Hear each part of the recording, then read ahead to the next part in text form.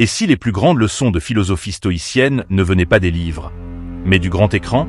Derrière les explosions, les dialogues poignants et les silences lourds de sens, certains personnages de films incarnent à la perfection la sagesse des stoïciens. Non pas avec des discours grandiloquents ou des citations antiques, mais par leur choix. Leur comportement face à l'adversité. Leur maîtrise d'eux-mêmes. Ce qu'ils nous montrent à l'écran, les sages comme Sénèque, Épictète ou Marc Aurèle l'ont déjà écrit il y a 2000 ans.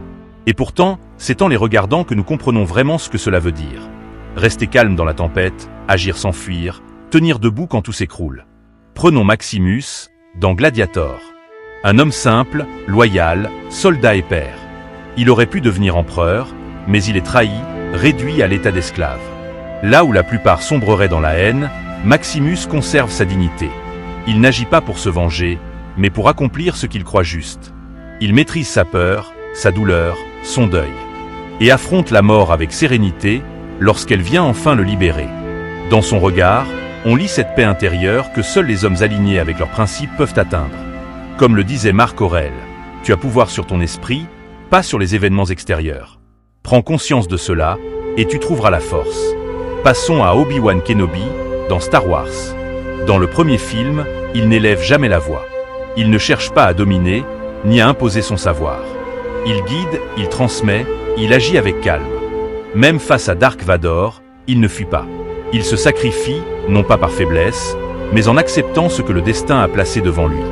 Là encore, c'est le stoïcisme en action. Ne pas craindre la mort, mais embrasser le rôle que l'on a à jouer dans l'ordre du monde. Ce qui trouble les hommes, disait Épictète, ce ne sont pas les choses, mais l'opinion qu'ils en ont. Autre exemple, inattendu, Forrest Gump. Il n'est ni stratège, ni philosophe. Et pourtant, il incarne une forme de sagesse supérieure, celle de l'acceptation. Il ne se plaint jamais. Il avance. Lorsqu'il perd sa mère, lorsqu'il va à la guerre, lorsqu'il est trahi par ceux qu'il aime, il continue de faire ce qu'il pense être juste, sans colère, sans regret. Ce n'est pas de la naïveté, c'est une profonde maîtrise de soi. Il ne s'accroche pas à ce qu'il ne peut pas contrôler.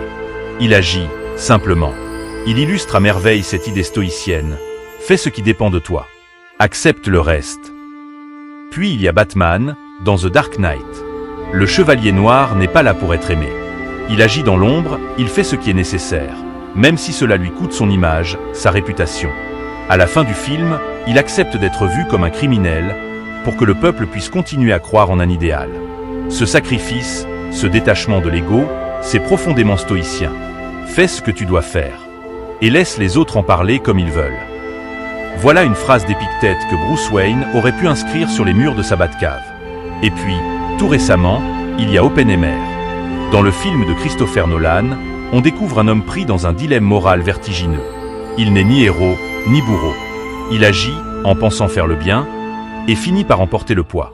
Ce n'est pas un homme en paix, mais c'est un homme qui prend ses responsabilités. Il incarne ce combat intérieur que les stoïciens connaissent bien. Faire face aux conséquences de nos actes, sans fuite ni complaisance.